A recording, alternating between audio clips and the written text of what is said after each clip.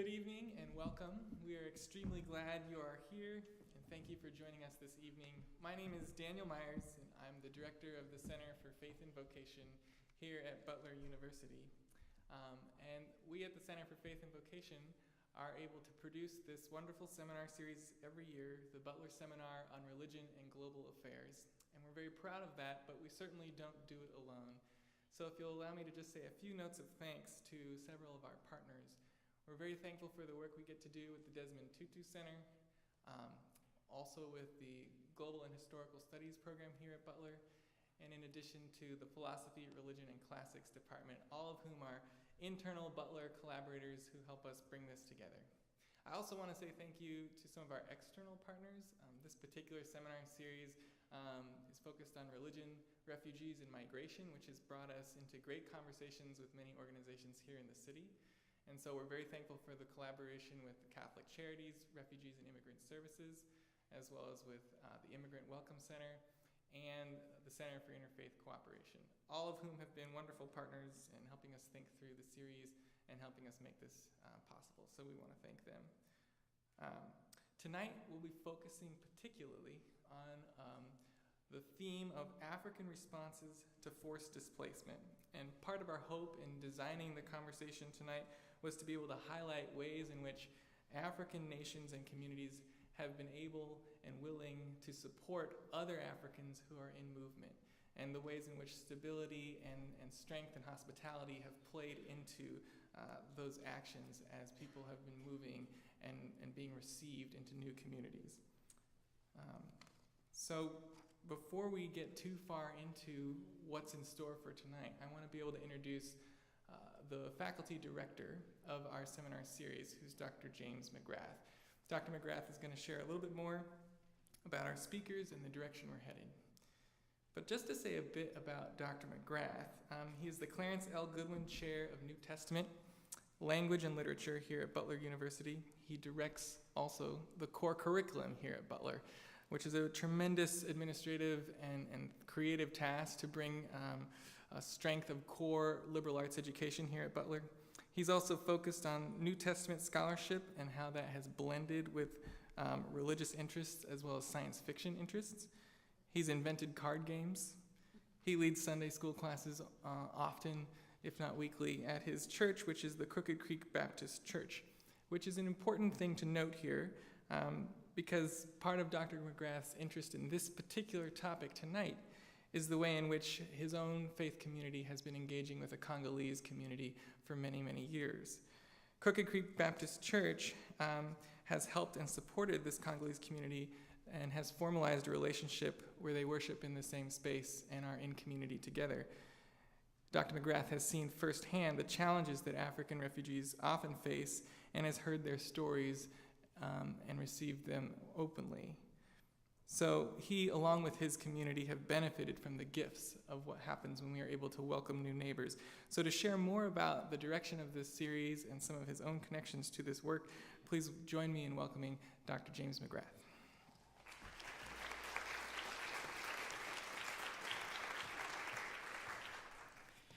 Well, thank you, Daniel, and let me add my words of welcome to all of you, and I'll be welcoming each of our guests in turn and saying a little bit by way of introduction. As Daniel mentioned, I'm a New Testament scholar first and foremost, which might raise the question, so why are you teaching a class and coordinating a series that's focused on religion, refugees, and migration? And part of that is that I've worked on some other texts outside of the Bible, but which are connected with communities that have found themselves displaced. But closer to home, literally as well as metaphorically, have been involved in a community here in Indianapolis. And having done a lot of my studies outside of the United States, was poised to understand why that community was facing challenges as it sought to be welcoming to newcomers and a new community in our midst, and yet oftentimes found itself struggling with cultural understanding and misunderstanding. And so I'm hopeful that out of this series you will find yourselves informed and have greater understanding about the issues and what's happening in various parts of the world as well as here, but that you'll also find yourselves challenged and informed in ways that lead to practical responses of welcome to those that we find ourselves encountering in our midst. And so let me introduce our keynote speaker, Reverend Dr. Jan Holton, who received her BA from Randolph-Macon College, her Master of Divinity from Union Theological Seminary, and her doctorate, her PhD, from Vanderbilt University. Holton has been researching refugees and internally displaced peoples in Africa for many years, and the impact on the displacement of human beings of a range of factors, ranging from war to deforestation to attempts to protect the environment through the creation of national parks, which sometimes claim the traditional living spaces and hunting grounds of people. Focusing particular attention on Sudan through her own field research there, Holton has also undertaken research in refugee camps in other countries, including Kenya and the Congo, Rwanda, and has also traveled to Bosnia, Nicaragua, and other places, which allows her comparative insight, an international perspective on things that are happening in various parts of the world. In her two books, Building the Resilient Community, and more recently, Longing for Home, Holton always helps her readers connect the experience of people on another continent with people here in the United States, not just those who arrive here from those other places, but also how those things compare to and might allow us to empathize with people in other parts of the world by understanding how those things compare to people displaced by Hurricane Katrina, the homeless, war veterans returning with post-traumatic stress disorder, and others that find themselves in our midst. She previously taught at Yale Divinity School and currently works for the Integrated Refugee and Immigrant Services in New Haven, Connecticut. Please join me in welcoming Reverend Dr. Jan Holton.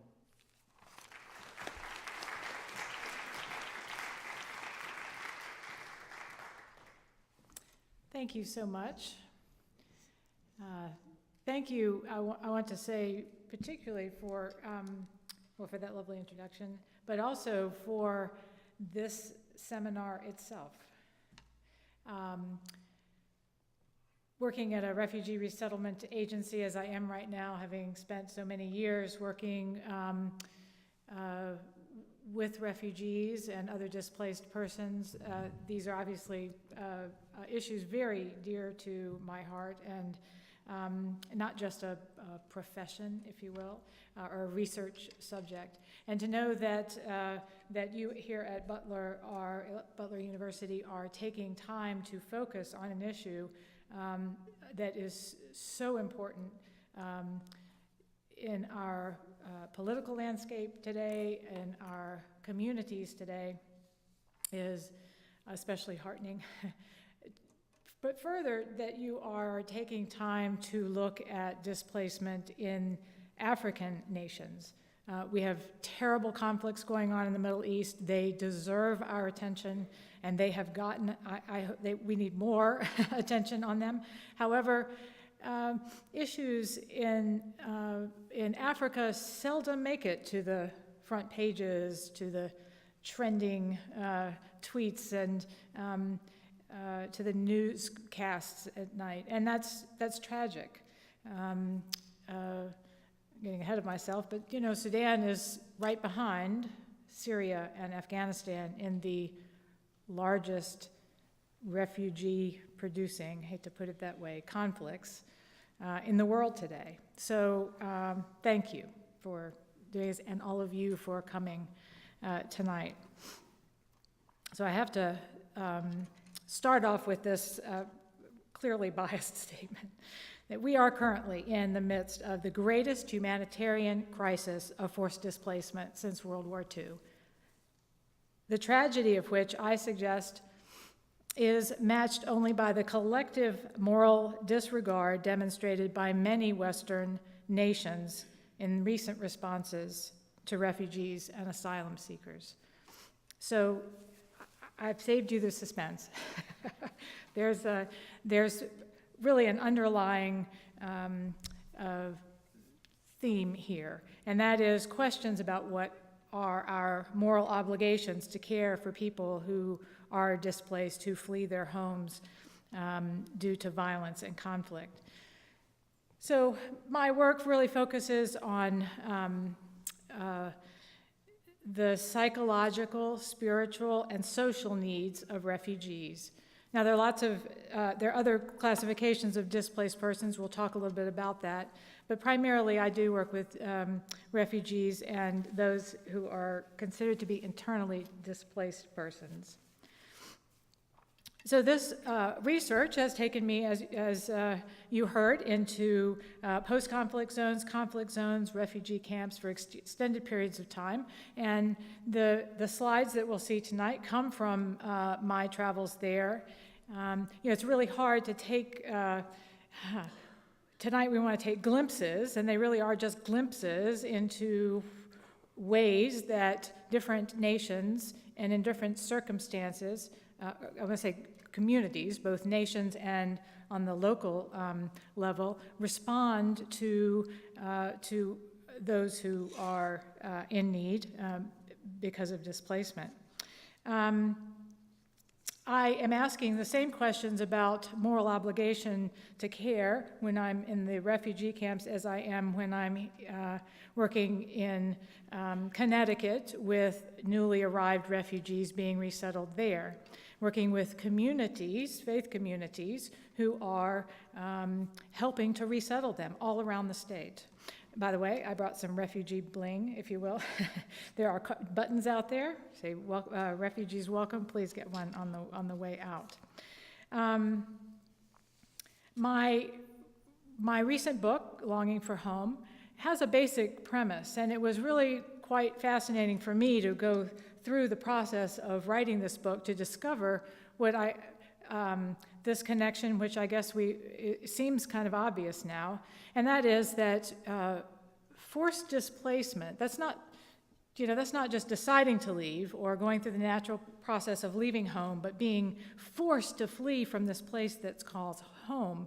That the loss of place, of home place, it starts out just about being a geographical location, something that's lost. It becomes about a social displacement, that when you lose home, when you are forced from home, one loses their relevance in society. Let me phrase that another way. People without home become socially irrelevant. And that makes it much easier to exclude them and to leave them isolated, to reject them. That puts their social flourishing, just like their psychological or spiritual flourishing, at risk, but it also puts our social flourishing at risk when we do that. So I want to tell you ahead of time, there are three things I want to focus on tonight. The first is that my task is to give you some, I'm going to use this term, not sure how much I even like it, but it seems to work, that mental models, okay? Ways of seeing what caring for refugees looks like, and I'm going to do that through giving us glimpses into three different communities, as I said. Now, I've sort of named these. They're not very clever names, I don't think, but they work. Reluctant and averse, the communities that are really resistant to helping, but they do so because of some obligation. The second is the good neighbor, those communities that help IDPs in Congo. And the third is what I've called the welcome embrace. It's a national embrace to helping neighbors who are in need.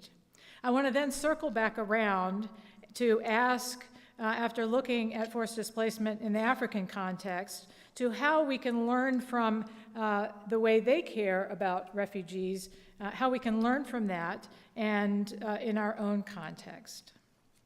And I'm going to bring together some important threads at the end to help us do that.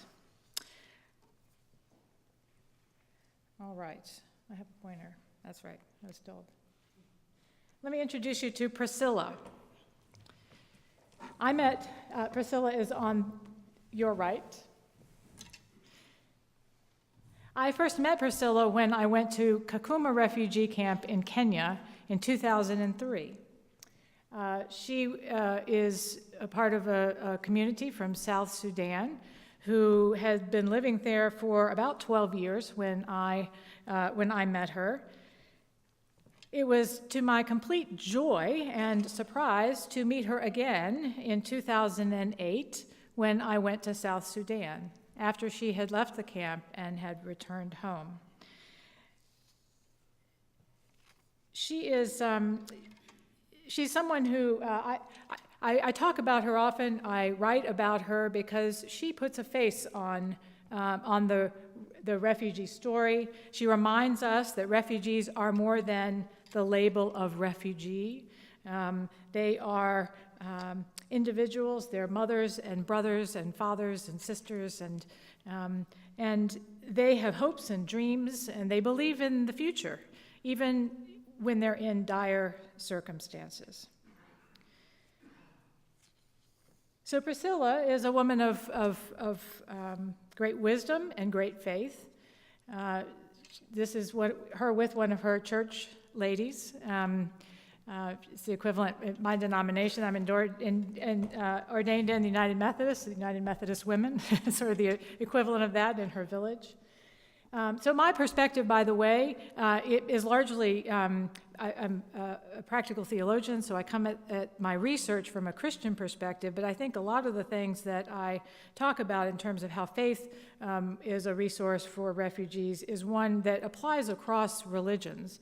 I hope that that's true. So I am not trying to be exclusive tonight, but I will focus some of these, my comments on their Christian tradition, and that's what was particularly helpful in terms of my research at the time. She had a particular tradition of greeting me with a scripture when I met her. Matthew 5, the Beatitudes, which most of you may have heard of. So she would greet me and just say Matthew 5, because everyone would know what that is in her context. She helped me understand that these, I call them anchor scriptures, act as a significant source of resilience for the Dinka. And I've written about it elsewhere, where they work sort of in a threefold way. They are greeting, they're a prayer, and they're a gift. They sort of frame the encounter. They weave together in prayer. They weave together lament and supplication and thanksgiving. And I think many people who are survivors of disaster would recognize that. As gift, they're intended to sort of uplift and fortify anybody who's within hearing distance of that scripture.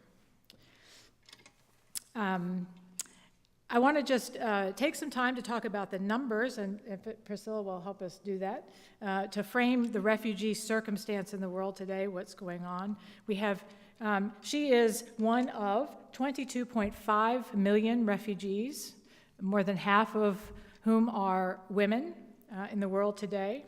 She lived in Kakuma for 16 years, 1 year shy of the average length of stay for a refugee in Africa.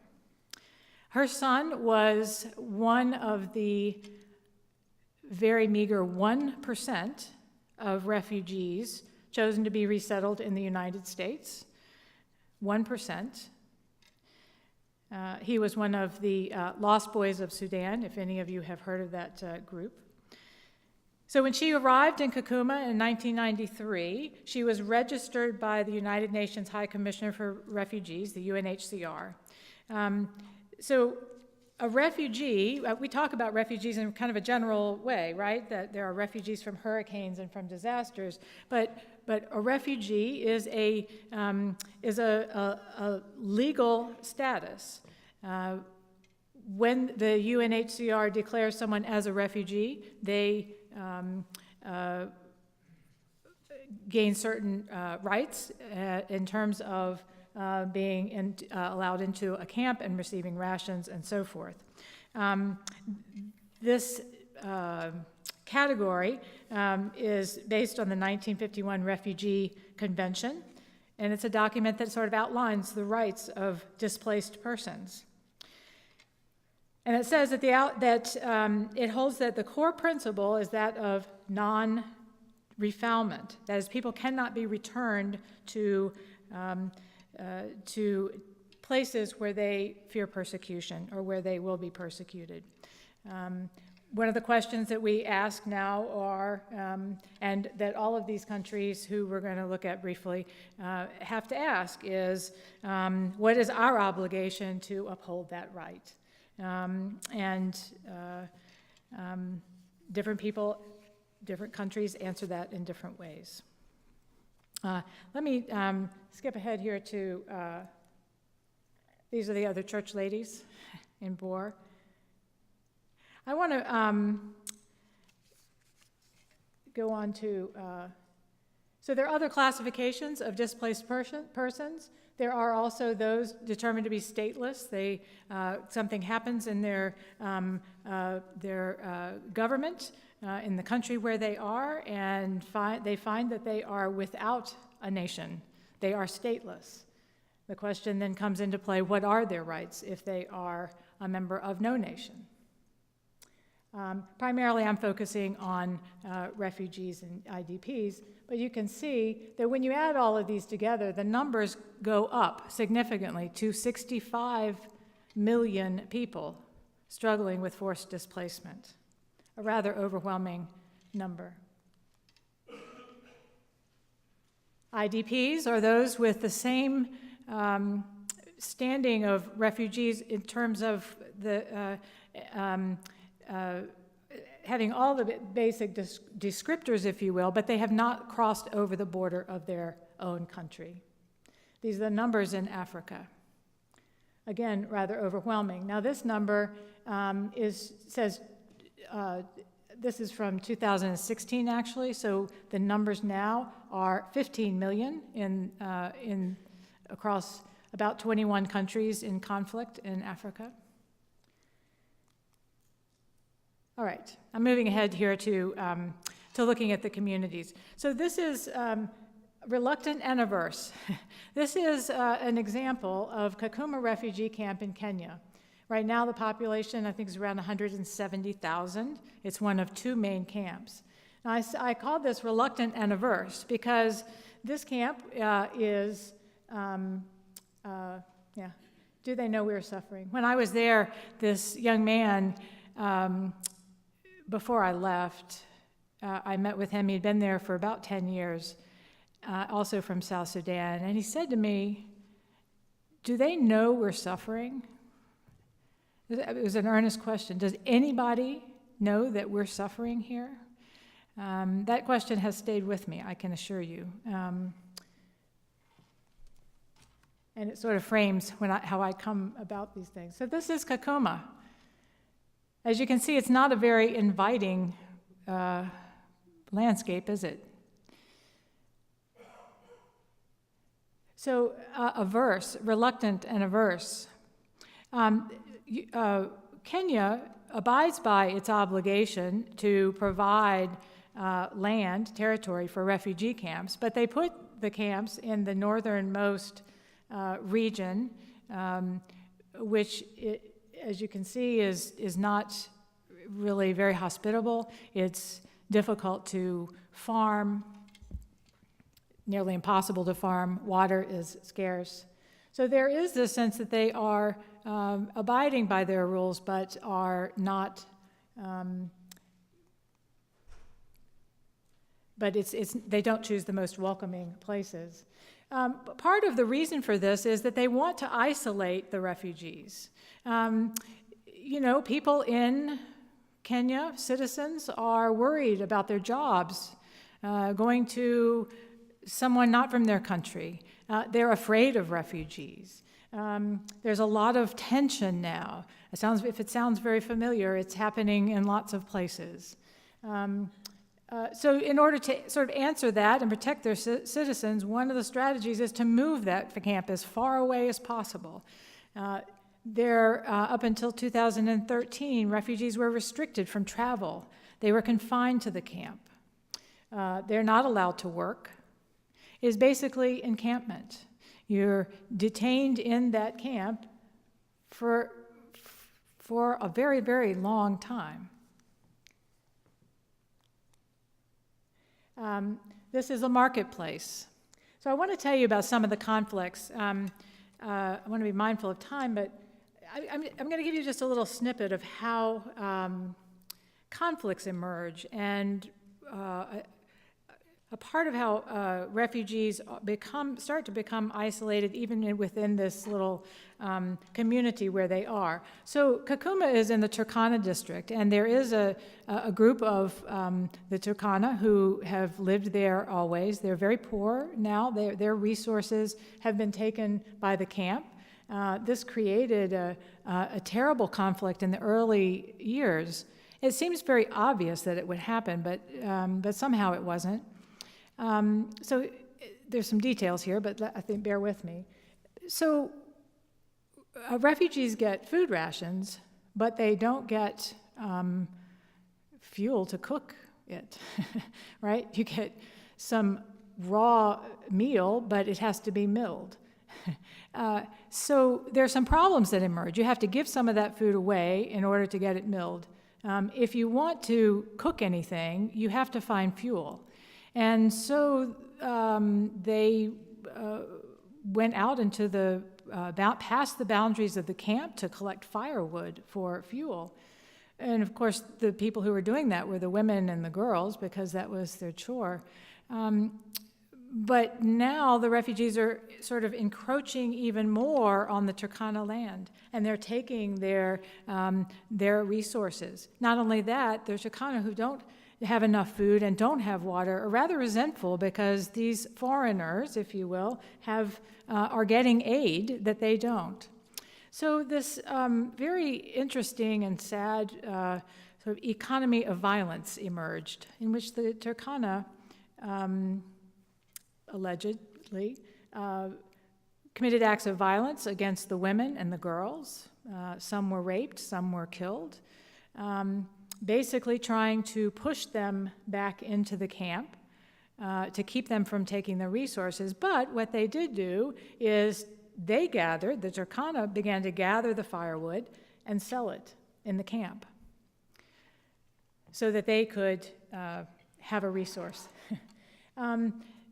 Eventually, it took this happening before the camp officials began to ration fuels, wood for cooking fires, as you can see behind a compound here.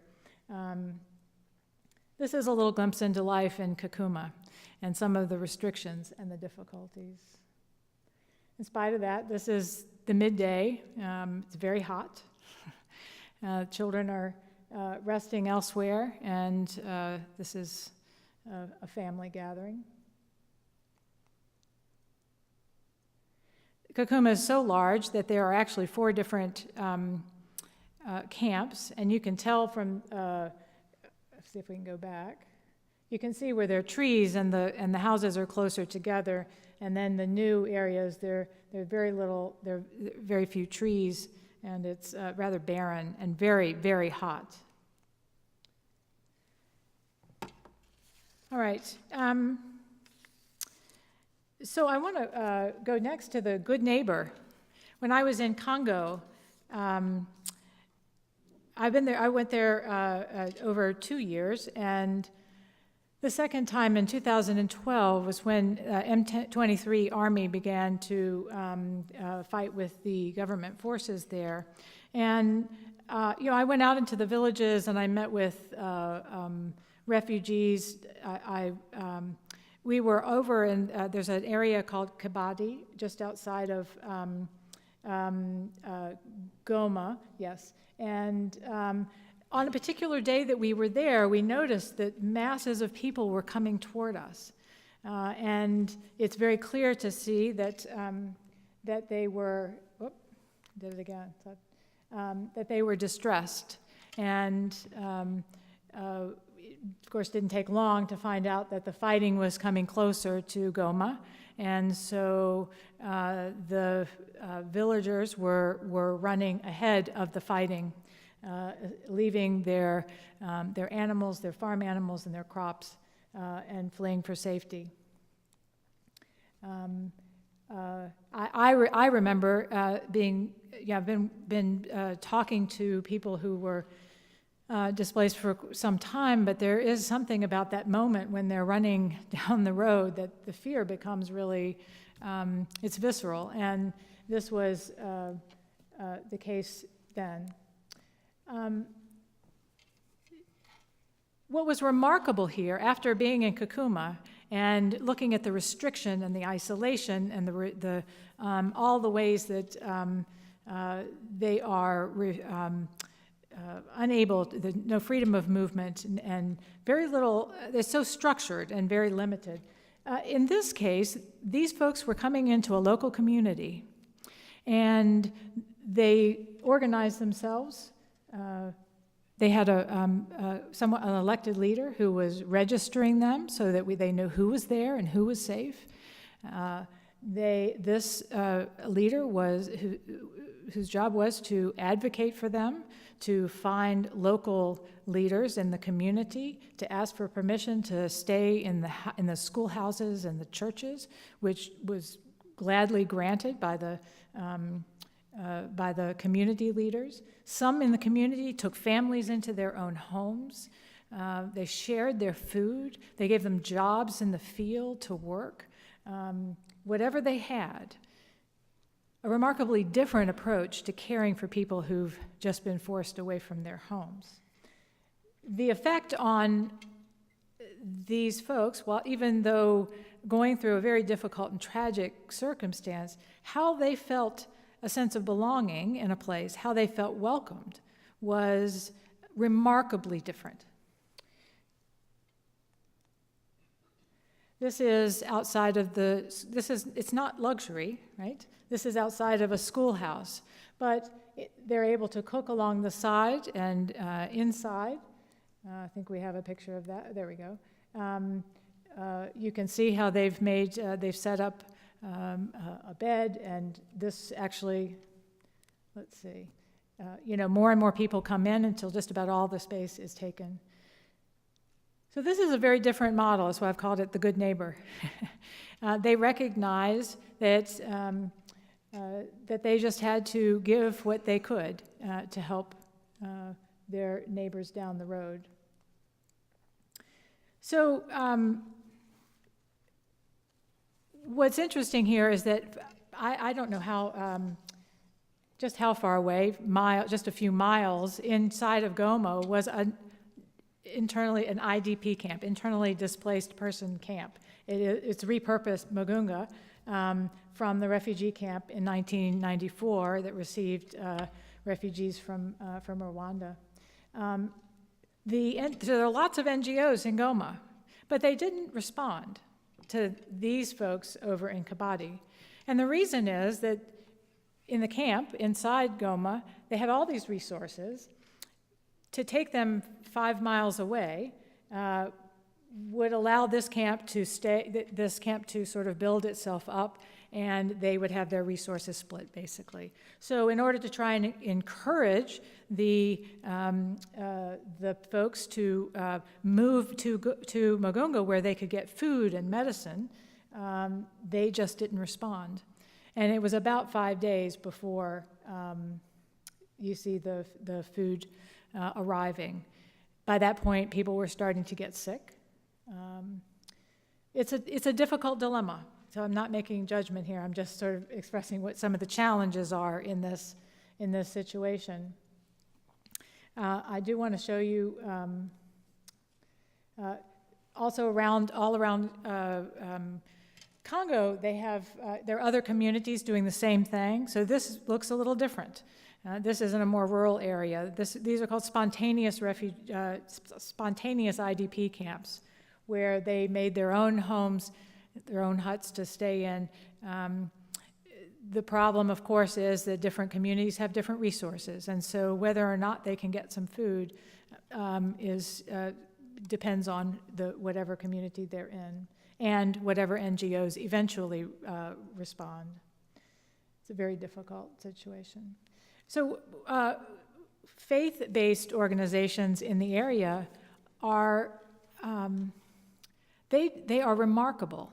They're remarkable in their commitment, in their desire to help in any way they can. Their resources are so few. They have no money. Pastors don't get paid, as in many places. They, they work other jobs and they're pastors.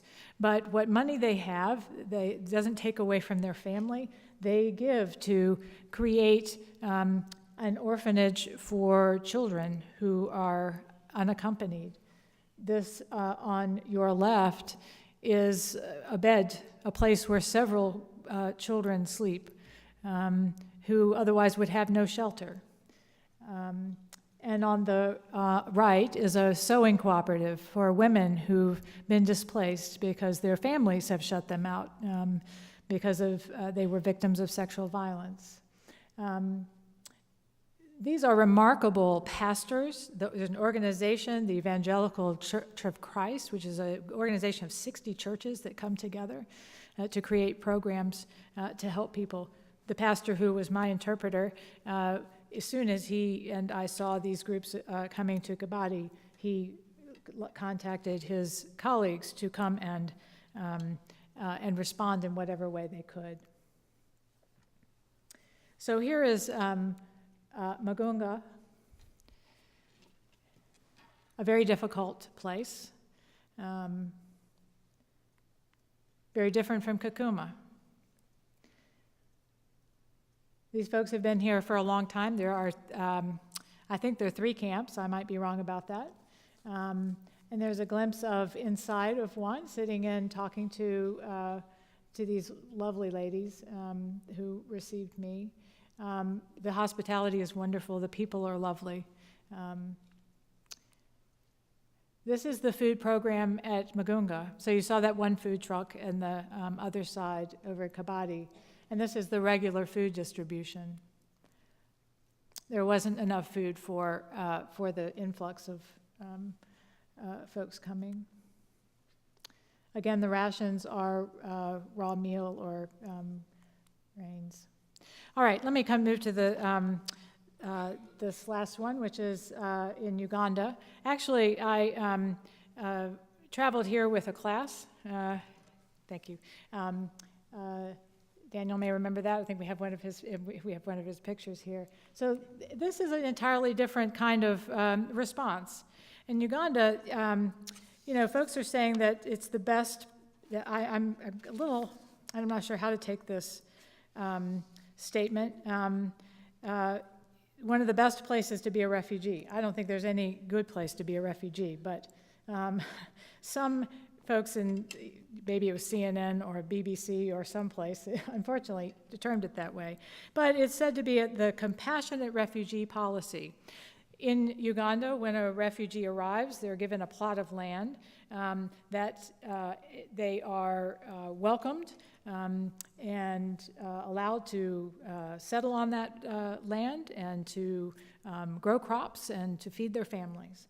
Well, that parcel of land started out to be about 1,000 square kilometers, I think it was, square feet.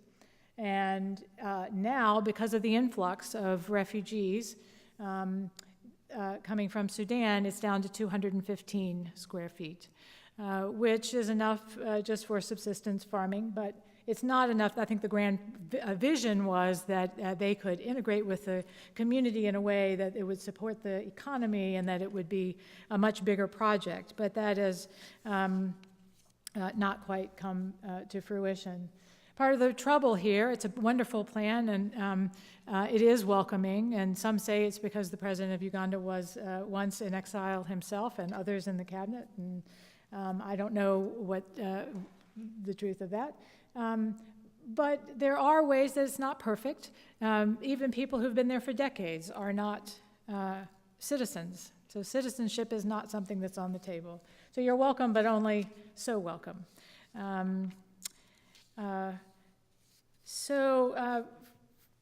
For time's sake, let me show you.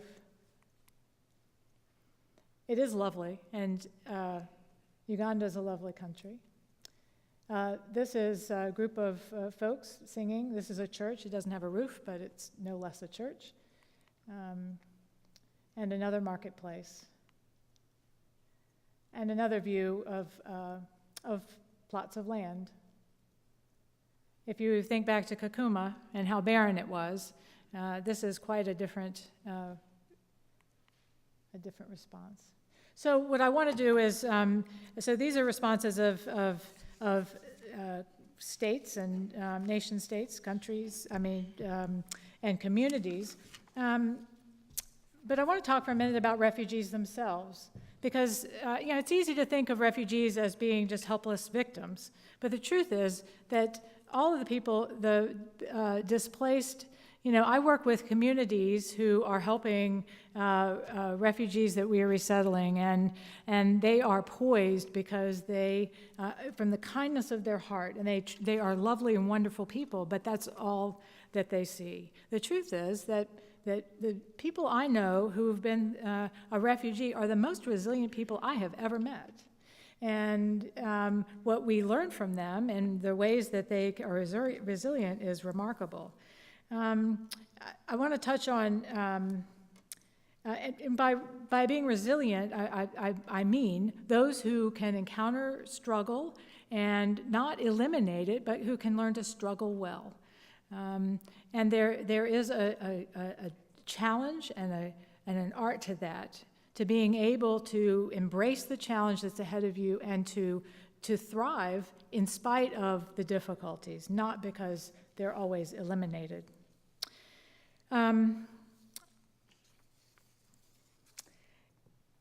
Faith becomes a deep resource for many refugees. In South Sudan, when I was in Kakuma, there was a faith narrative that was sort of discovered, that they were able to put themselves into, take their story and put it into a broader narrative, the Christian narrative, that allowed them to connect in a way to bring God into their story, also to give themselves a vision of hope. And it was a remarkable way of making their story one that gave them purpose and meaning. It had a future. There was the past that was difficult. There was a remnant that was ahead of all of those who were resettled elsewhere. And there was hope for, at the time, a new country, South Sudan. Well, there is a new country, and there's great difficulty there, and many of the elements of community that help them thrive now are being challenged. How is it that you live as a community together? We certainly don't have time to talk about those difficulties, but this is messy. Being someone who's displaced from your home is messy. It's difficult, and the edges are frayed, and there's no way to make it neat and tidy. Nor is it possible to do that when you are trying to help people, when you are a major government who is trying to abide by obligations to the UN or to the African Union, but also to your citizens. So this is, I'm sort of putting pieces here to reveal to all of us how complicated it is. And just hopefully in our discussion, I want to just put some pieces here to think about. I'm going to move into talking about the element of fear. These are things that I want us to, that are affecting us too. One of the things that was remarkable when I was kind of thinking about today is that there's some parallels, I think. There is this sense of that the bigger the organization, let's call it an organization, or the community, a government, let's say, who's trying to assist refugees, the more is a sense of trying to isolate and push away, to choose an us and a them, to maybe try and protect others. But the closer you get to communities, to people like you and me in our own neighborhoods, the more people are trying to welcome, but the fewer resources they have. The greater the resources, the more isolated the refugee communities are. The fewer the resources, the closer and the more welcoming the groups are. Now that's a terribly broad generalization, but when we just look at these glimpses, it does make me ask questions about that. So I want to talk about something called the management of unease. I don't want to leave without saying this because I see it, I hear it all the time. We've heard it as a thread here that citizens are afraid. The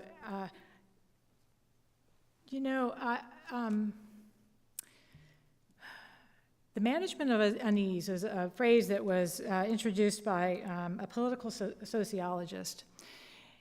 And he observes that since 9/11, there has been a refrain, sort of of fear that we have to protect ourselves. And the management of unease in a political discourse is one that says, you should be afraid. It doesn't say, let's find ways not to be afraid. The management of unease is keeping us uneasy. That's the goal.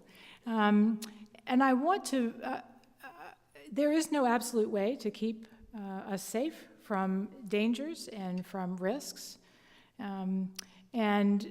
Focusing on refugees, like the Kenyan government did in wanting to close a Dadaab camp because that's where they believe Al-Shabaab has base camps, or even here in our own country being rightfully concerned about terrorism.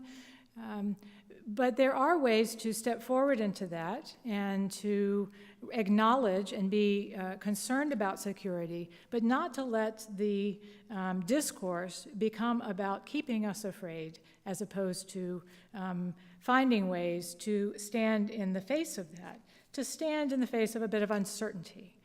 People who've been displaced from their homes have to learn to tolerate uncertainty. There is no way to survive if you do not. Another way of saying that is tolerating ambiguity, tolerating knowing that there is no sure thing. It's a mark of spiritual maturity. It's a mark of wisdom to be able to know that absolutes do not come as we would like them to. One of the lessons I have learned from all of the many people I've talked to is that that one of the greatest hallmarks of resilience in the people that I've met is that they can stand there. They can stand in the face of that and see a future. So I'm inviting all of us, as we think about and talk more about this tonight, to think about ways that we see this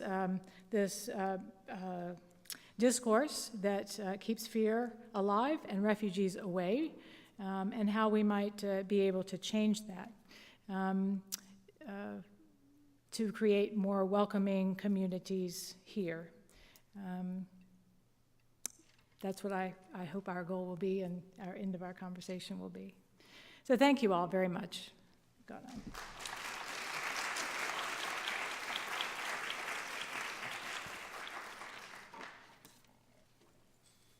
Yeah, I've got too much to gather up here.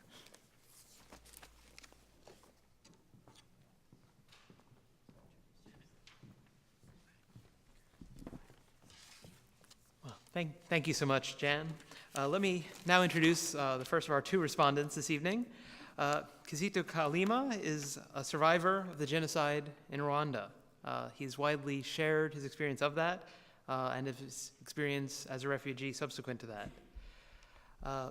He came to the United States starting from the age of high school, and basketball played a role in that. And since we love basketball here at Butler, it's particularly appropriate that we have the chance to welcome him here. He's worked hard since then as an advocate for peace and for personal and social transformation, founding the Peace Center for Forgiveness and Reconciliation. On April 23rd, 2011, Kalima was among those who hosted the 17th commemoration of the genocide against the Tutsi here in Indianapolis, offering what has come to be known as the Indianapolis model, a powerful approach to reconciliation between Tutsi and Hutu in the Rwandan diaspora. He's also, together with his wife, adopted two Rwandan teenagers, themselves survivors of the genocide. And so Rwanda, Africa, basketball, so many things lead us to welcome him. Once he stands up and once he gets up here and adjusts the microphone, you'll see the basketball potential that he had that helped bring him here. Please join me in welcoming Kizito Kalima to the podium.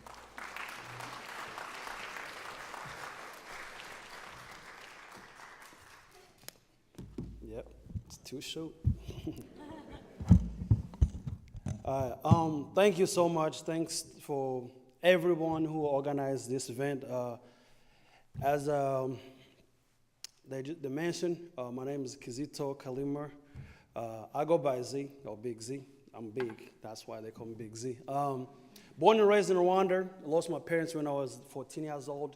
Lived in 5 countries before I ended up here. So in reality, I'm a refugee, like a real refugee. So I lived in refugee camps, group home, orphanage, street, you name it. But of course, basketball played a big part of my life because whatever I was running, the only thing I had in my hands was time. So I realized that, I would just play any sports I could put my hands on. I play soccer, of course, as an African, we all play soccer. I play volleyball and I play basketball. And until I was spotted by one person, who said that I can go to America to play basketball. So I ended up here through basketball scholarship, finished high school, went to college, and of course got a job. But through all those, I had this sense of, or the calling of helping. Because I realized I'm one of the luckiest person in the world. Surviving genocide at a young age of 14. I have a machete in my head right here. I have a bullet. So I lived in the jungle for 3 months. My toenails just was infected. I just got fixed like 2 years ago because of the swamps I lived in. I had a lot, of course, I was diagnosed with any sociology, psychology here. Is it DSM? The book of whatever. So anything in that book, I was diagnosed with it. So I was diagnosed with PTSD, anger, paranoia, you name it. Pretty much I'm crazy, you know what I'm saying? So, but for me, there's a word Dr. Holton said that we all refugees have called resilience. So I was diagnosed with every single mental health issues, but I realized, they never diagnosed me with non-resilience diagnosis. I said, I still got that. So I said, I'm gonna focus on that. I don't worry about the PTSD, anger, whatever it is. I know it's a matter of time that I will be able to overcome it. So it took me a good 12 years to get to the point where I say, you know what? I need to stop being angry. I need to stop seeking revenge. I need to stop killing myself. And that's why I came up with the Peace Center for Forgiveness and Reconciliation. And when I say for forgiveness, I mean forgiving yourself. Because most of us who've been abused or exploited at a young age, we tend to be, to ask ourselves, why? Why me, Why was I shot at? Why was somebody almost chopped my head off? Why my mom was killed? Why my dad was killed? Why my sisters was raped? Why my house? Those are the questions I used to ask myself every single day, and I realized it's taking a toll on my life and my health. So, and as a refugee, of course, I lacked stability. So, living in 5 countries before I turned 20. So I lived in 5 countries and almost 16 families, or orphan. So that is being unstable. And that kind of creates some kind of instabilities that I always feel like, you know what? Life is not worth it, until I realized that I have a calling. And I ended up, becoming who I am right now. I'm executive director of a nonprofit organization, just helping refugees, many Congolese, and of course spread word of forgiveness and reconciliation. Genocide, I talk about genocide awareness. And coming back to what Dr. Holton was talking about is everything she showed us. on PowerPoint. That's my life. So the issue of, as Americans, or I'm one of one of you now, we tend to see refugees as obstacles, as an issue. I don't call them refugees. I will tell people I call them a people, because we are all human beings. Above all that, or below, there's some kind of humanity underneath all that. Who never gets sick? So we all get sick, get hungry. So, but the way we approach, or the way we overcome that is based on the resources we have. Being poor or being displaced doesn't mean you're a bad person. If you meet me in the street and I don't open my mouth, you will never think that I'm a refugee. Ever. Even my own wife. When I met her, she was like, you African? I said, yes. Because I don't know how Africans look like. Because, but when I started talking, that's where she realized my accent is different. My wife is from here, is American. But what I can, talk about or ask you is just think beyond the term, a refugee. So a refugee can be anyone.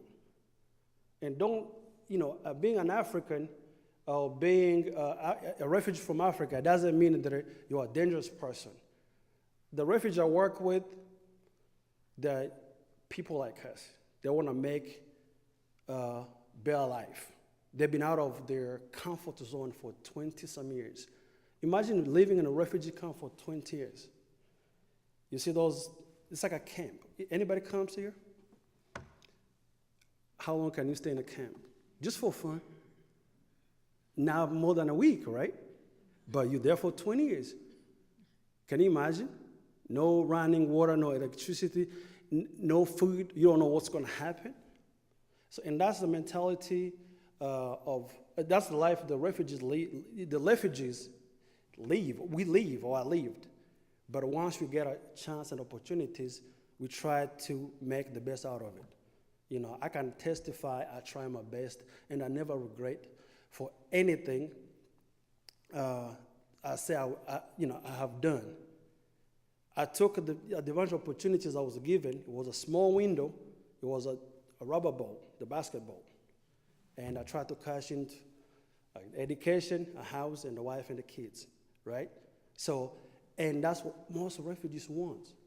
So once you leave here, those who are going to become the leaders for tomorrow, make sure that, remember that if you give a refugee a chance, whatever situation you put him in here, it's better than what he lived in. So that resilience, that hard-working mentality, it will turn him into big opportunities. And we've seen it, We've seen a lot of refugees who become successful and who become inspiration to everyone. So I think you guys are going to have more questions later on.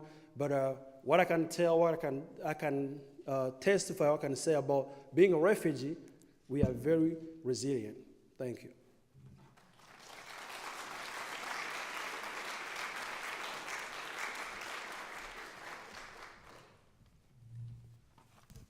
Thank you so much.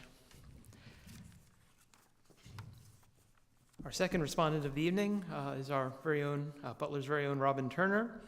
Dr. Robin Turner is Associate Professor of Political Science at Butler University, teaching a range of courses which are also part of other programs, including Gender, Women, and Sexuality Studies, International Studies, Peace and Conflict Studies, and the Science, Technology, Environment, and Society program.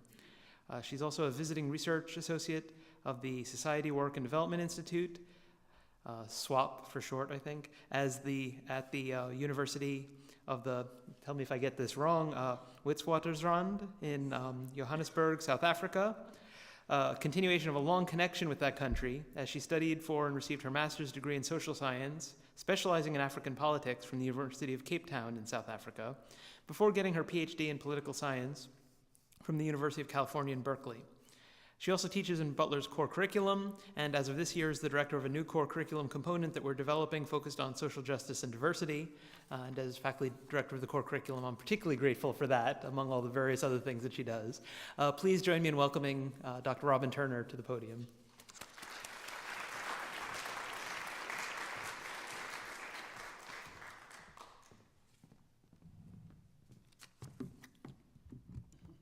So I am not nearly as tall as our last speaker, so hopefully you can see me and hear me. And thank you everyone for organizing this and also for taking the time to listen to and think about these issues this evening. I have prepared a few remarks, and I wanted to begin by responding to this question that Reverend Dr. Holton asked at the outset of her talk. What are our obligations to care? Right?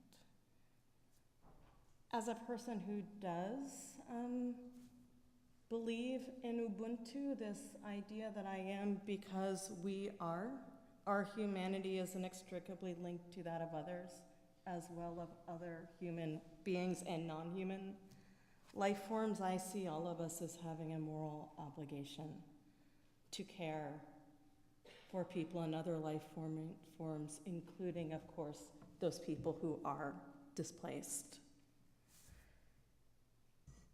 And Africans comprise both a large share of people who have been displaced and who accommodate, who live with, and who welcome displaced people, sometimes with some aversion, sometimes with an open heart and an open mind. Roughly 30% of the world's displaced people are in sub-Saharan Africa in terms of where they're being hosted, and another 26% are in the Middle East and North Africa, so all the countries in Africa north of the Sahara are contributing to that percentage. In my comments, I want to first just situate my own perspective and then talk a little bit about aversion or xenophobia towards people who are perceived as foreign or as others in South Africa, which is the African country with which I'm most familiar and which feels like a home for me. South Africa isn't necessarily representative or typical of responses on the continent, but I think there are a lot of resonances with its history and its responses and those of the United States. I do have two sort of big points to make. Firstly, when we think about African responses to people who are displaced, I'd say they are neither better than nor worse than what we see elsewhere in the world. And so there are some who absolutely embrace our mutual obligation and humanity, and those who reject it, who seek to form an us, them, right, and to exclude those who are perceived as them. Secondly, I want to say that if we want to make sense of and understand xenophobia, right, the hatred or fear of people perceived to be other, placing these responses in historical context is crucial to understanding them and to addressing and ameliorating those responses. So in terms of my own entry point, I speak as an African American woman, all right? So a person whose ancestors were forcibly removed from the African continent, were enslaved and were brought to what many indigenous people call Turtle Island, or North America. The 13th through 14th and 15th Amendments granted my forebears and I birthright citizenship, at least legally, in the US, but of course, this citizenship feels very conditional at this moment and at many others, right? And this conditionality is highlighted by the ways in which I and others have been confronted with this occasional go back to Africa, right? And I'm deeply connected to Africa, but it does suggest that this is a place that's not meant to be my home, right? So I'm not an immigrant, I am not an exile, I'm not a refugee, nor the daughter of one, but I see my fate and our fate as tied to that of displaced people. As James McGrath described, I have traveled, studied, lived, and worked in Africa since the late 1990s, mostly in South Africa, but also in other places. And this was chosen travel and movement for me. And my Americanness has shaped my experiences in Africa and elsewhere. This nationality sometimes insulates me from the hostility with which many other people who are from the global south are subject when they enter other countries as travelers, as migrants, or as refugees. My strong accent and my relatively light skin makes it less likely that a South African is going to call me a lekweri kweri, right? A pejorative term that is most often applied to dark-skinned people from elsewhere in Africa. There are millions of people, roughly, more than 10 million when we think about tourists, but if we think about foreign-born people who live in South Africa, there are more than 2 million. About 75% of them are from elsewhere in the continent. Less than 1% are from North America. Many of those people who were displaced. They're seeking refuge from political or economic or social turmoil in their countries of origin. In South Africa, unlike in the places our speaker highlighted, most people are not living in camps, but they are in some sense part of, not very physically separate from, South African communities. One of the things that surprised me most when I first came to South Africa was expressed xenophobia that I encountered from all sorts of South Africans, and I found that puzzling because as someone who grew up during apartheid, I knew that many South Africans left the country, sought refuge, and sometimes were welcomed, both in neighboring countries and much further abroad. African countries paid a very heavy price for playing host to liberation fighters. They were bombed, there were attempted assassinations, there were armed incursions by the apartheid state. So coming to South Africa after the end of apartheid and hearing expressed xenophobia was at first puzzling, right? Why was it? Why do we see this aversion? When I think about this, I see this aversion in South Africa and many other places as deeply rooted in South African history and in state policies, and in post-apartheid leaders' failure to address a history of exclusion and to build an expansive national identity. And this is something I see in other places as well. I'm going to highlight a couple of things from this history to give a sense of the grounding of where this comes from. So the Union of South Africa took place in 1910, and this was in a country that was majority non-white, for its leaders envisioned as a union of the two white races, right? The Afrikaans and the Englishmen. We have already got one fatherland under one flag. We also want one people to make a great white man's land of South Africa for ourselves and generations to come, said the first Prime Minister. In 1913, the first Immigration Act established a two-gate system with a normal channel that welcomed white immigrants and special channels that allowed the conditional admission of basically non-white people through ministerial exemption and special agreement. And so this was a system that from the outset was designed to facilitate race-based admissions. Non-white people were promptly declared prohibited immigrants, but allowed to enter as labor migrants, and hundreds of thousands did. Right? From 1913 up through 1991, all of the immigration acts preserve this basic structure. You have a normal channel through which white people from throughout the world were welcomed, and then special channels that enabled others to come only as migrants. In the 1980s, the racial language was dropped, but that structure remains. Throughout this period from 1910 up through 1990, School curricula framed all South Africans as recent immigrants. So the English, the Afrikaner, the Zulu, Xhosa, and others were all imagined to have arrived at the same time. This isn't historically the case, right? But this made a country which was imagined historically as white a country of immigrants, but in which only some were welcome. The struggle of many Black South Africans and non-white South Africans then became to claim a place within that nation. And generations of South Africans were brought up with this discourse in which those from elsewhere in Africa were understood to be undesirable.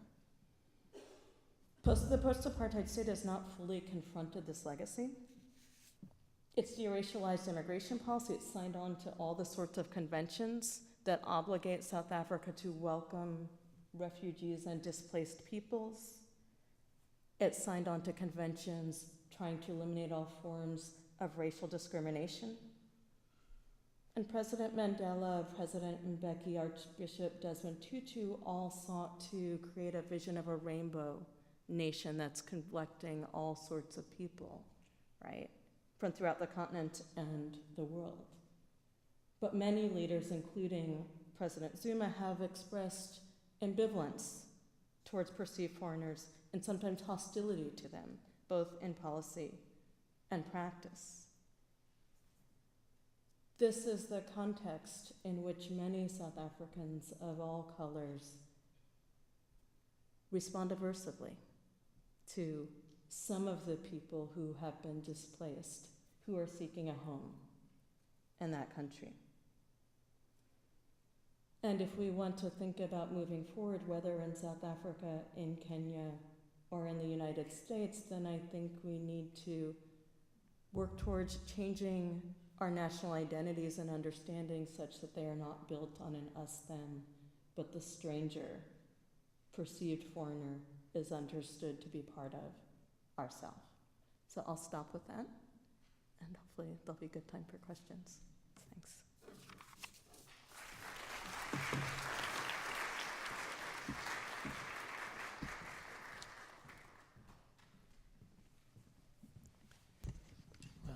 Three wonderful and different perspectives.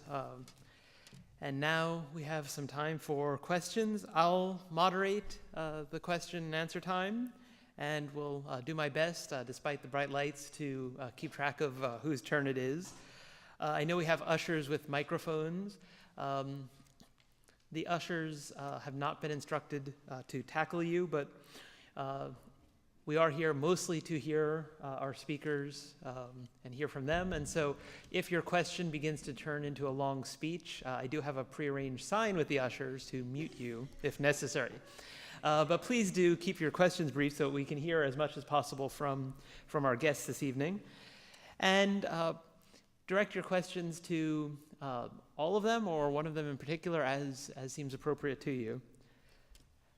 And when the microphone comes to you or you come to it, please do speak into it. Have it pointing towards your mouth.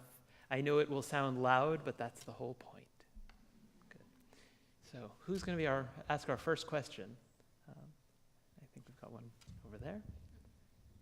Dr. Turner touched on this briefly, but I'd be interested in hearing more about who are the leaders in Africa, in the social and political establishment in African states, in addressing the issues of integrating refugee populations.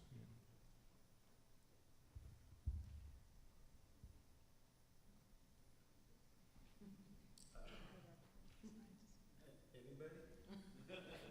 Okay. Some leaders in Africa, some countries like where I come from in Rwanda, I think the Congolese refugees, they have more privilege than other refugees in the world. So the kids who are born there, they have some sort of scholarship or can go to school. So in Uganda, you see it, you have a land, you can farm. So I do believe, based on what I know, Rwanda and Uganda tried to help. So the reason behind it, it's because the Rwandan leader was a refugee since he was 3 years old. So he lived in a refugee camp for almost 30 years. He has to fight his way back to Rwanda. You know, it's not the best way to do, but I do believe sometimes when you are forced to do, when you are suffering too much, you are forced to do, whatever is necessary to gain your independence or your freedom. The same thing as a Ugandan leader, he was a refugee himself. So I do believe those two countries, that's the ones who are trying to help as much as they can, but I don't know to which extent and how long it's gonna be there.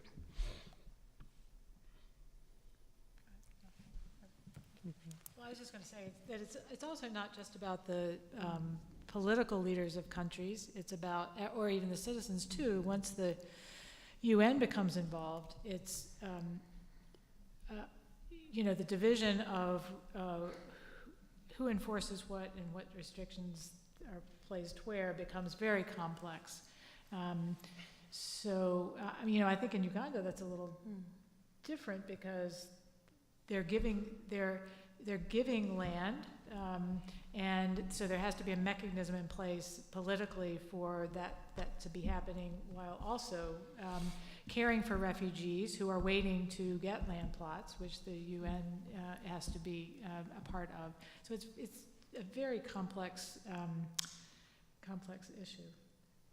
Why don't you go ahead? Sure. So I mentioned sort of, heads of state and super famous high-level people, and I think that matters, right? That the message that political leaders and other recognized sort of people send shapes things. But if I think about welcoming, incorporating, and integrating displaced people and refugees, often the leaders are individuals and groups and communities, some of whom themselves have been displaced, some who've experienced being welcome elsewhere, and people who have a strong commitment to this incorporation. So if I think about, in the South African case, a Zulu leader gave a fairly xenophobic speech, mostly in Zulu, that spurred some anti-migrant violence. One of the responses to that came from all sorts of community members and activists who mobilized to say, this isn't who we are. This isn't what we believe. We do think that people should be welcomed. And in many places it is networks of people, whether it is here or if I think of migrants and refugees in South Africa, people who make a home and a place for themselves often do that for others. Right. Can I add one thing? I think again, back to the UN and the UNHCR, they're recognizing that the camp model is not working. It was intended to be for people who were there for a short period of time, and they have found that short period of time is 20 years, and that doesn't work. For anyone, really.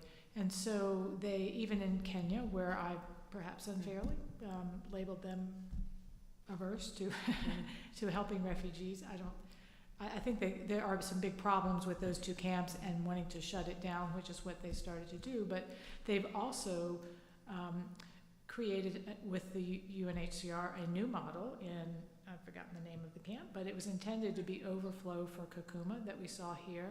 And the model itself it involves giving land, incorporating, integrating with the Turkana community, so a very different kind of model that is supported by the government, even while they're challenging these other camps. So it's a little contradictory, but does that help a bit?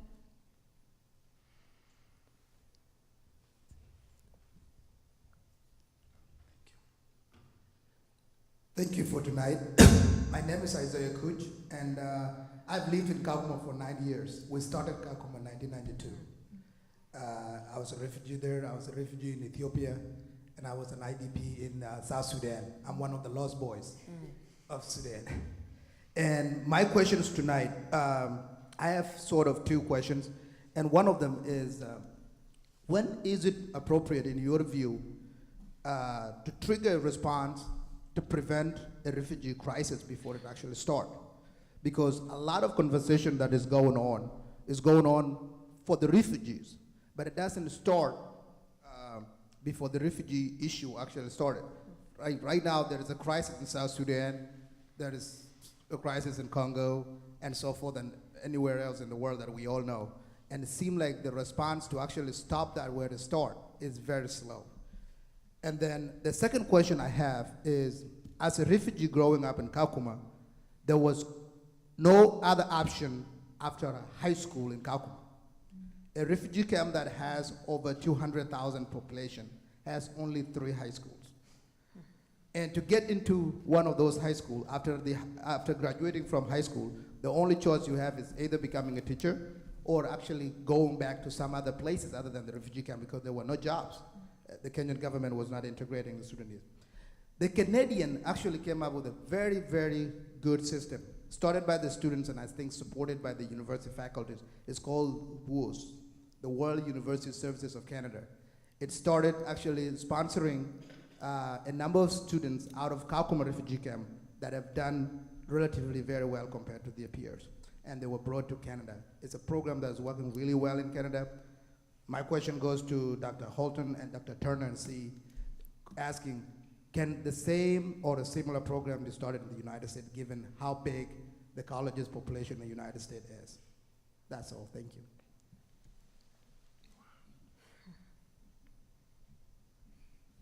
Okay, where do we start? So, man, thank you so much. I have respect for you. This, you know, the fact you're one of the Lost Boys. Yeah, it just brings joy and tears to see that regardless of what we live through, we are able to overcome, and our obligation is to help. You know better. I don't even have to tell you, because I know you've done. I don't know you, but you probably have done more than I've done. So, because that's our obligation. So, coming back to your question, to stop the refugee crisis. So it is something I always wonder and ask myself. It's like, why Africans always are refugees or fighting? One time I was speaking to a group of young students. There's an alternative high school here in Indianapolis, and one kid got up and said, why Africans are so angry all the time? She's 16, 17 years old. She doesn't know no better. And for me, it was opportunity to educate her and let her know that Africans are not bad people, are not angry people. Actually, we are most welcoming, most God-fearing human being. But the issue is our obedience has become too submissive. We are so polite to the point where we welcome and obey anyone from outside, and we ended up being exploited. These phones we carry, that's a source of refugees. The lights, the gas you buy, you're from Sudan. So a quick question I can tell and ask everybody here is, there is no African I know of who invented or came up with a bullet or a machine gun, right? But we are the biggest consumers of bullets and machine guns. So, why?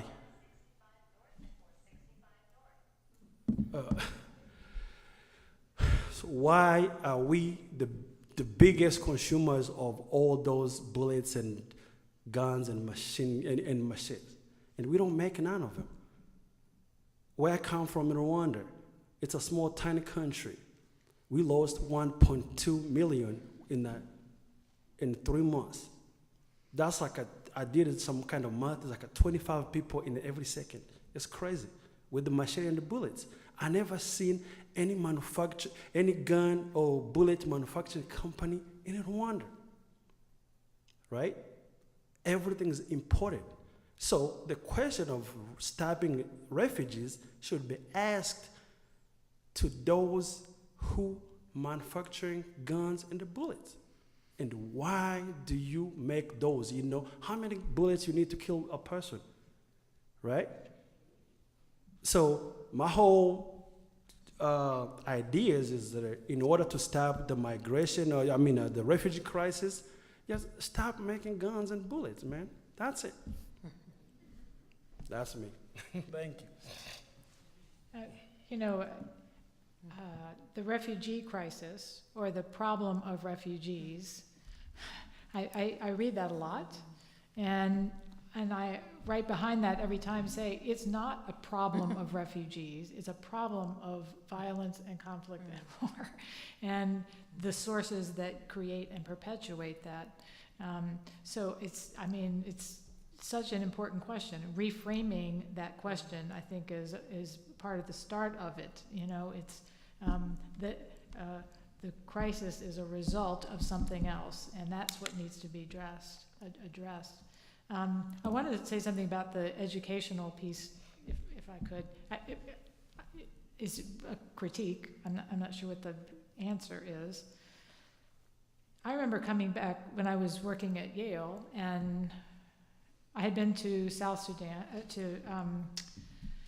I was in Juba and I was in Bor, and I think outside of Bor, is that where you're from? We'll talk after. And there's a school just outside of the town. It's a college, I think. I don't remember the name of it. Is it? Yeah, Bor town, just outside of it. Yes. Yeah.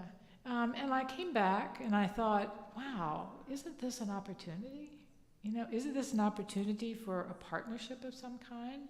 Here's one of the, they call themselves one of the best, universities in the world. Wow, what an opportunity to partner with a new, on the verge of being a new nation, an area that is recovering from war, and it seemed to me this great opportunity. So I went to and particularly the Divinity School. I met a lot of people who wanted to study theology. I thought, gosh, this just doesn't this sound great? It just fits. But the response I got was one of, well, do you want to talk to some churches about ministry? I thought, but no, I want to talk about partnerships and education and, degrees. We do this in other parts of the world, don't we? And then it sort of dawned on me when we didn't get a response that, well, there was prestige in these other places in Germany and those well-established ones in Europe, and they got, if they couldn't get something out of it, that it was ministry and belonged elsewhere. This is a really harsh critique, so sorry. But there's something there about it, about sort of adjusting how we view partnerships and believing that in that partnership, Yale could learn something and Yale could benefit in some way that was by students participating. So there's that was an unfortunate experience, but it taught me something about higher education and about universities and the need for bringing in money and prestige over and against the educational opportunities and needs around the world. I don't know what to do with that, but I lay it out there for our consideration. So I think I want to just briefly address the first question, and I really like the reframing of this as a problem of violence and conflict rather than being a problem of refugees or displaced people. And I think the sort of the guidance to look for who it is, who's benefiting from shifting through resolving, addressing, continuing conflict through political institutions, which are flawed and in all sorts of ways, but rather than arguing through legislatures, in cabinet meetings, in all of those other settings. What is it that is leading some to decide that they're better off pursuing conflict and addressing these conflicts through physical violence? And this is, as I think you were suggesting, both a local and national question, but also a global one. So when we think about things like arms, there's absolutely profit to be made from guns, from landmines, from all of these things, but also there are powerful international actors who sometimes see keeping conflict through political institutions is the best way to pursue interests and sometimes disinvest from that. But ordinary politics is hard and difficult, and often people are dissatisfied, right, with the outcome. But if they get enough out of it to at least be willing to continue to channel disagreement, there we're likely to end up with fewer people who are displaced. Your discussion of resilience and religious faith made me think about the Muslim community. Certainly a huge portion of worldwide refugee crisis, but I would imagine, especially in Turkana, there must be a significant population within the Turkana refugee camp. I wonder what the Muslim experience in the camps might be. And number two, if there is any information, what is being done by the relatively small number of wealthy Muslim majority countries in response to the worldwide refugee crisis?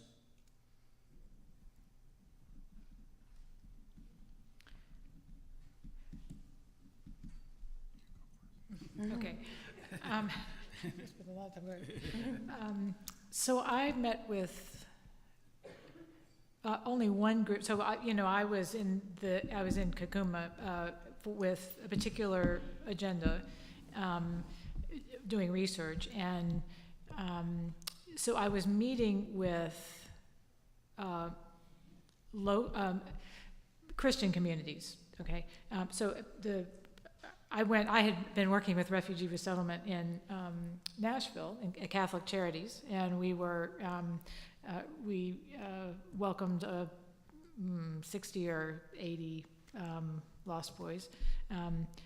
And I have to say, I have mixed feelings about using that term. And no one was a boy, and it was, but it was a group that was an important group of folks. So I just clarified that. But anyway, and they sent me. So I sort of helped receive them, and when I went back to Kakuma, I went with letters and sort of these recordings and videotapes from them to their families, saying, this is our sister Jan. She has welcomed us here. Please treat her as family, so forth. So I had this very defined group of folks that I was meeting with, and that was for focusing on the research. But I did, because I was there and people wanted to tell their stories and they wanted to talk, and so I did meet with one or two groups of Muslim folks, and they were really, the stories did not change any. The sources of resilience, still using faith. I don't have the same kinds of examples because I wasn't focusing as particularly on it, but I was struck by the conversation and how much the issues were the same, we were talking the conversation itself was about dealing with struggles of mental health struggles at the time, and so we had this wonderful conversation about it. I'm not answering the question really about religious resilience in terms of the Muslim community, because I just don't know as much about that. What was your second question? I'm sorry. Worldwide response of Muslim majority nations. Yeah. If your PowerPoint thing flicks back, one of the things Which one? that's not a full response, but you had the image from the UN High Commission on Refugees. Oh, yeah. And I think you just blanked it. No, you're good. I think our friend is getting it back I up. think they're switching back to the other PowerPoint. That chart, which Reverend Dr. Could I get my PowerPoint back up? Thank you. Okay, if you- yeah, if Yeah, you- I got it. It was really early in your talk. You presented what looked like a screenshot from the UN High Commission for Refugees that had the absolute numbers. Hang on. I sort of, in my comments, highlighted the numbers from sub-Saharan Africa, but the Middle East and North Africa, I think, host 26% of displaced peoples. And that This one? definitely, The one, yeah. the one before that. The other one you had before up that. there. Yeah. So if we look at where the world's displaced people are being hosted, Middle East and North Africa is the second largest recipient place. Many of those countries, if not most of them, are majority Muslim. And then also if we look at the sort of host countries, Turkey, Pakistan, Lebanon, etc. So it's not a deep, granular analysis, right? But I Right. just want to sort of highlight that Muslim majority countries are Yeah. hosting. Very, very much so. So, working at IRIS with refugee resettlement, this last year we've called it, so really it was 2016, we called it the surge because we got so many refugees coming in, most all of them Syrian, and their points of travel were Turkey, Egypt, Jordan, pretty much exclusively. Millions and millions are being housed there, not in some in camps, some in cities, especially in Jordan. They're in some cities they can work, and others they can't. I think in Egypt they're not allowed to. In Jordan they are. I'm a little fuzzy on those, but the details. But there is a substantial response, and that's where all the Syrians that we've received were coming from.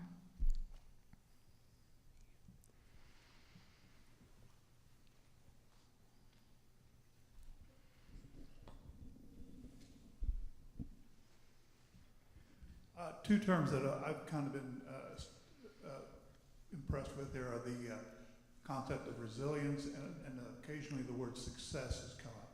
But I haven't heard clearly what a definition of success would be in the case of these refugees in general and refugee camps. Closing camps and distributing those people back where they came from, finding new homes for them, is that success? And knowing that it's a part of the human nature to be resilient, refugee or not, but particularly refugees, there's a lot of potential there of resource in terms of human capabilities and just things that they could contribute to any society they might be put. But my main focus is on the concept of what is considered success. Like I say, closing the camps because we don't need them anymore. What would that be measured? I mean, I'll take a stab at the first thing would be to ending conflict and going home. I haven't met anyone that didn't say, I don't really want to go back home. I'd rather go somewhere else. They're longing to go back home. And I think that that would be the ultimate success. Now, everything, we can work our way back from that, I would think. And I'd probably just revise it a tiny bit. Ending conflict, absolutely.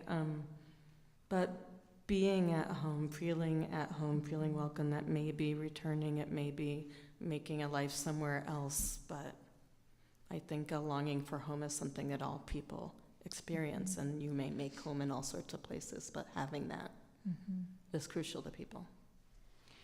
So success individually, there has been people who have been successful individually, but as a whole, there's the refugee crisis. I think as humanity, as human being, we have failed on that because people are still fleeing the country.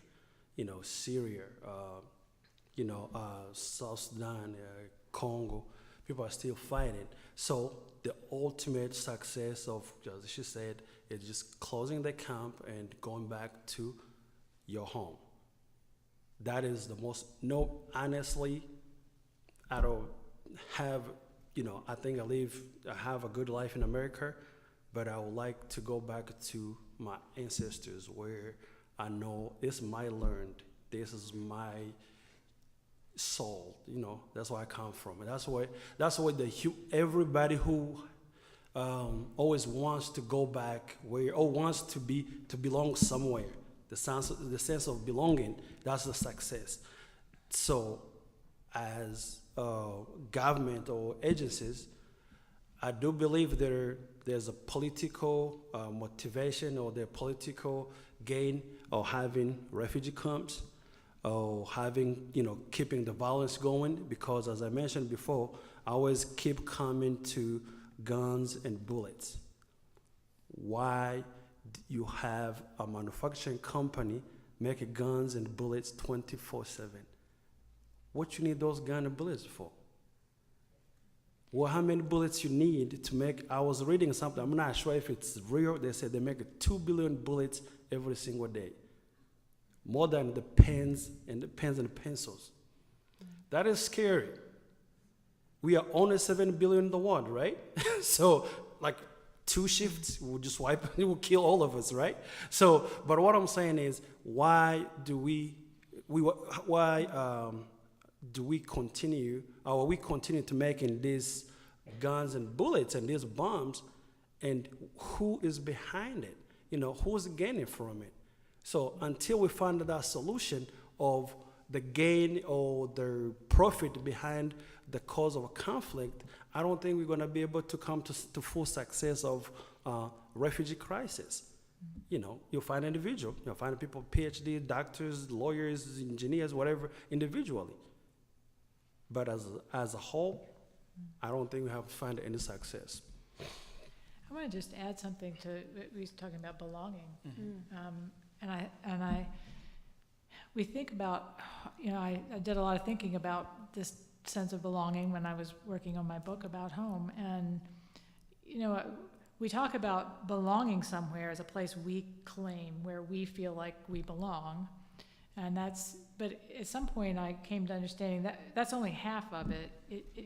It's a place we claim, but they have to claim us too. And I think that's where we have responsibility in welcoming people. If someone feels home but we don't welcome them, then we've failed in helping them feel a sense of belonging. And so short of going home, in places where violence continues, it's creating a place of belonging, whether it's in Uganda where they're being welcomed, or it's in the United States, or it's in another country in Africa, wherever. I think that's a piece that we forget, and a piece that we all have the ability to participate in, which is a hopeful thing, I think.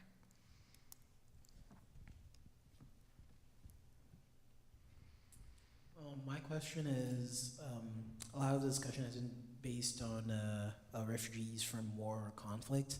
So what about environmental refugees that have been displaced because of things like climate change? Is there any initiatives or anything really going on, whether it be in Africa or in Europe or even by the UN, to address environmental refugees? Because a lot of times it disproportionately impacts African countries, even though they don't contribute much to climate change. And so that's just my question.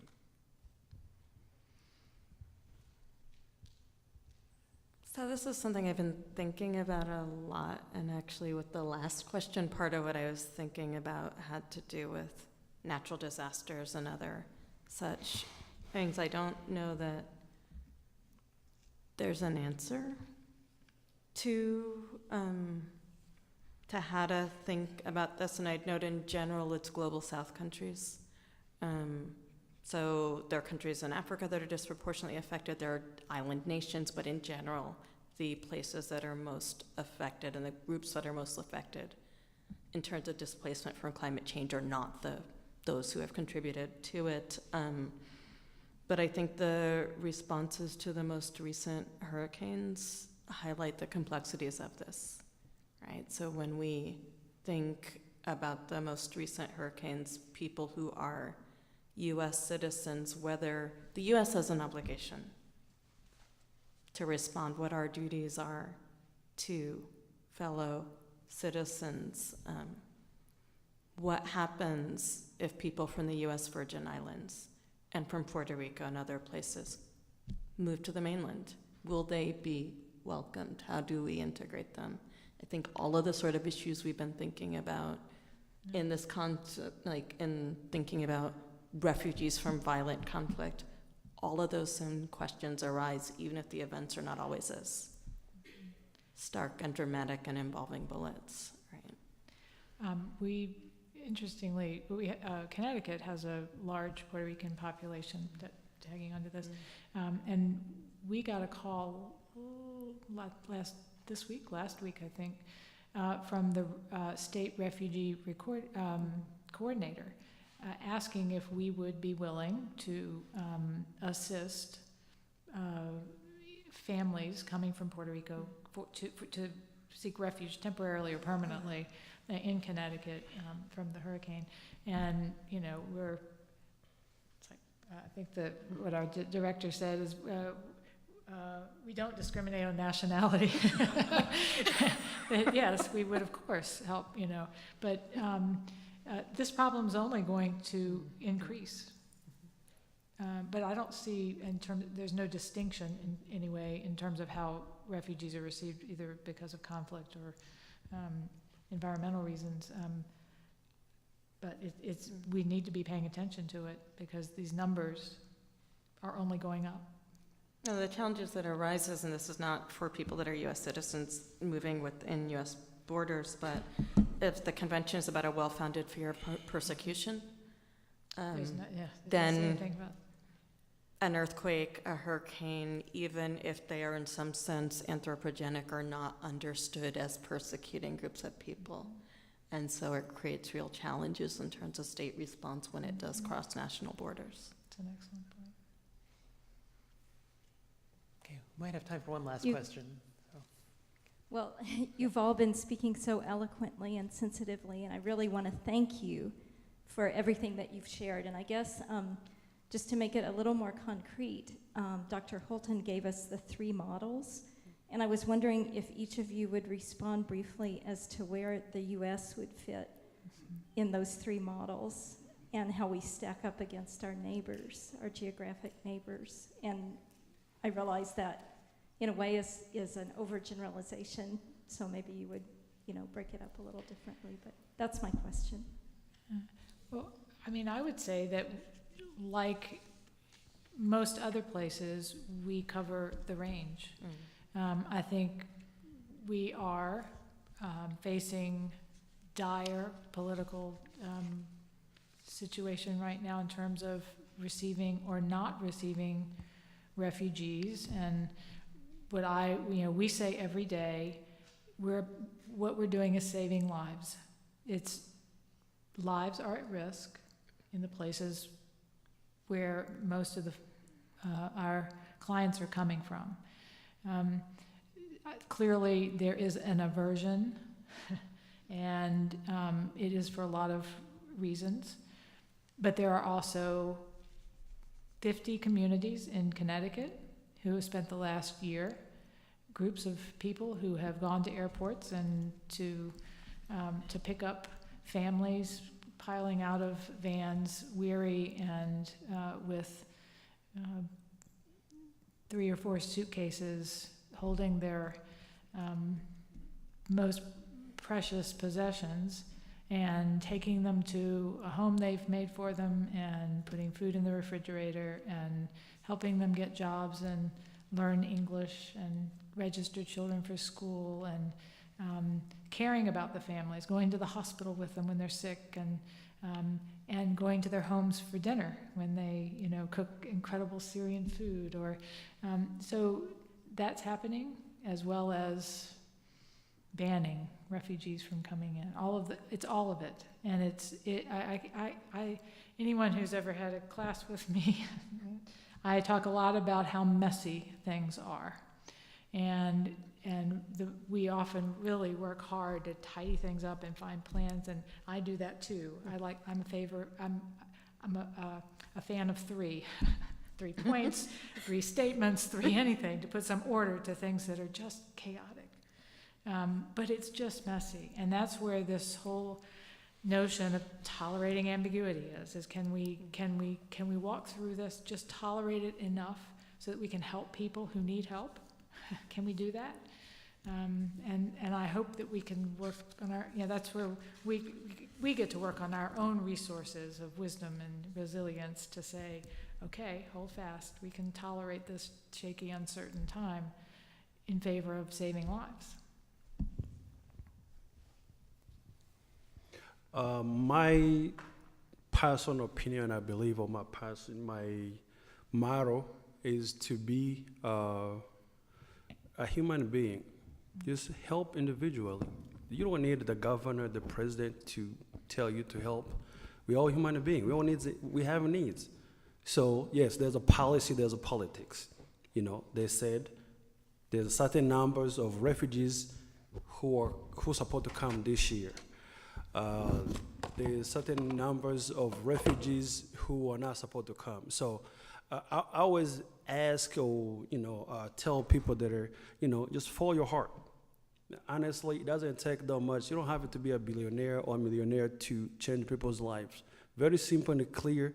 Take your old shoes, your not old shoes, your gently used clothes or shoes, and give to someone who just come here. They're gonna appreciate it. Share your meal if you can, and guide them, lead them, and protect them.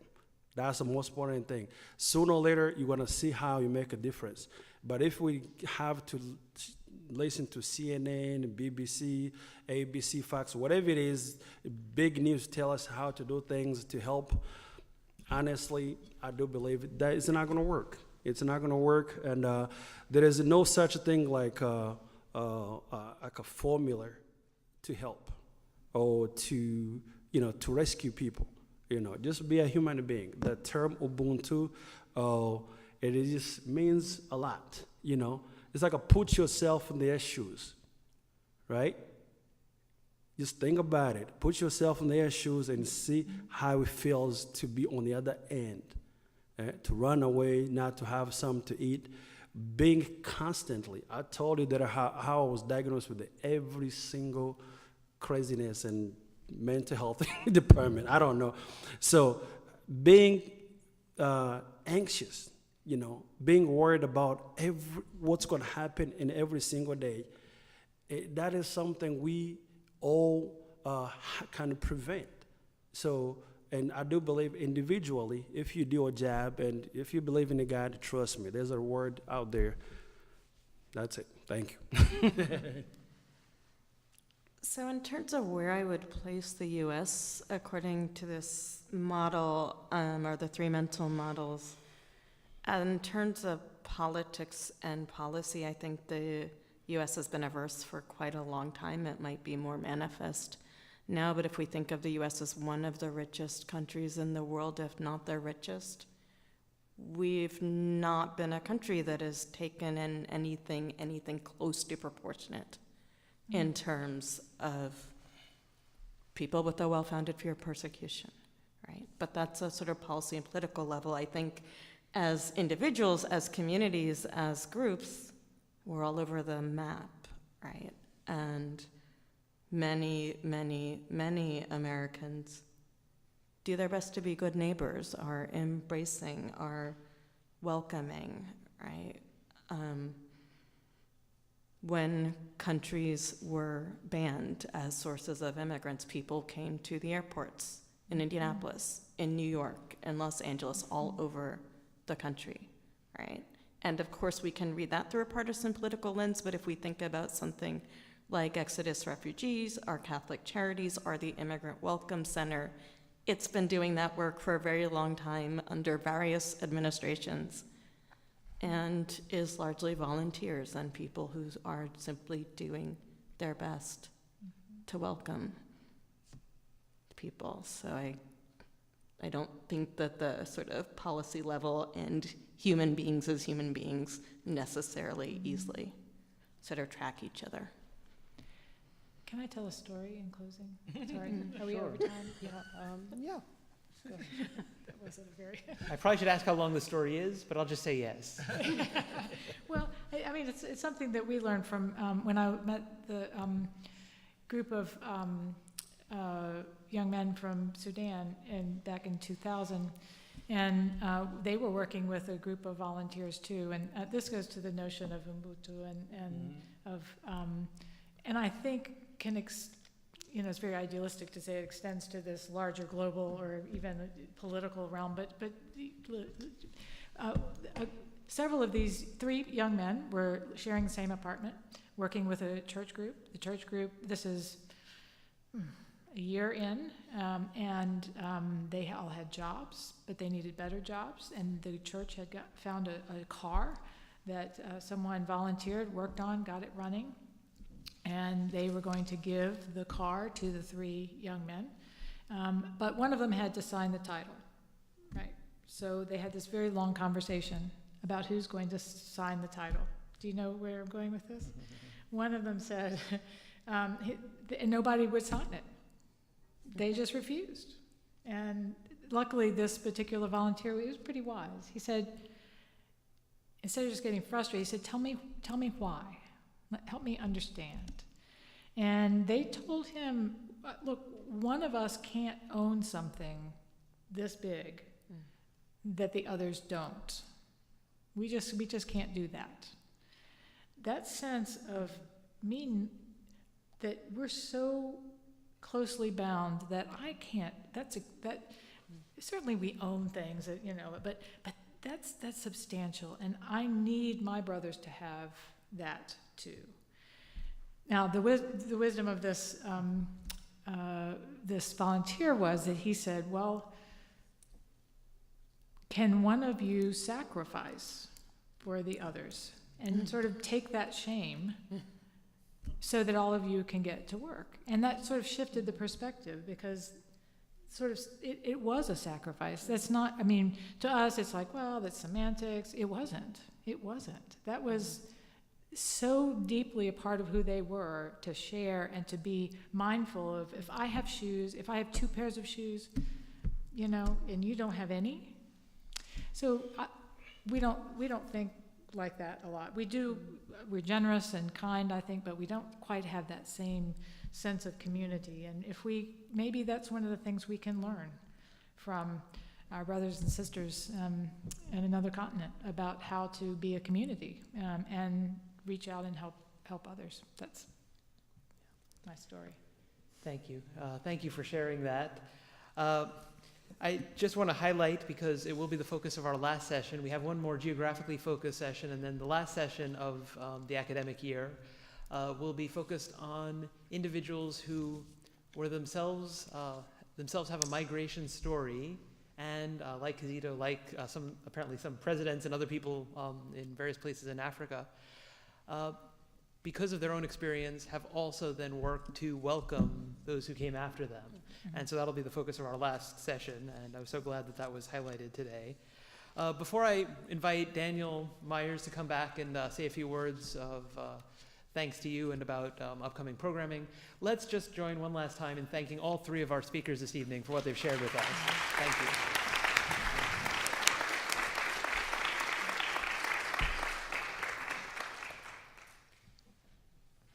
Thank you, James. Thank you to all of our speakers for the various perspectives and adding so much, especially in the Q&A.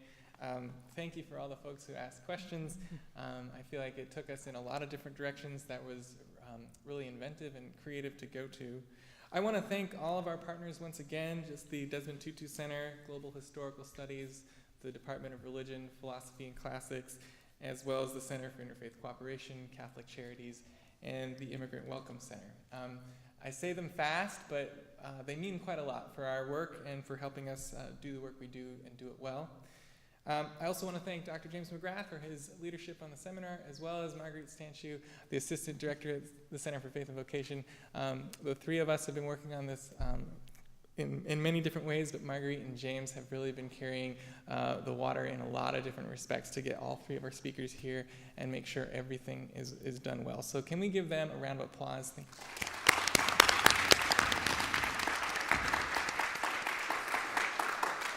I just have two notes. On your way in, we handed you a survey.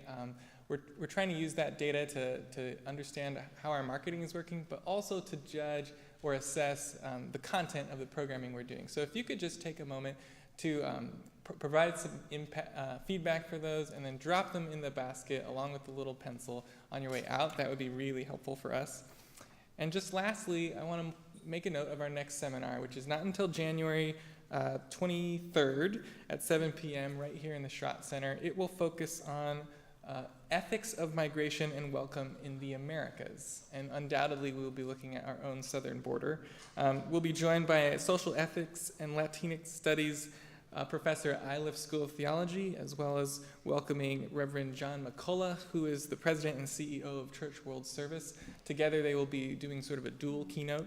And as James noted, after that, in February, we'll close the seminar with a session that's really a little bit different. We'll have 5 different speakers, all of whom are local here in Indianapolis, all of whom have stories of coming here, and all of whom have been working with different organizations in town. And so it'll be a time of storytelling as well as a time of really getting a sense of the work that's happening locally here around these same issues. So we hope you'll look forward to those.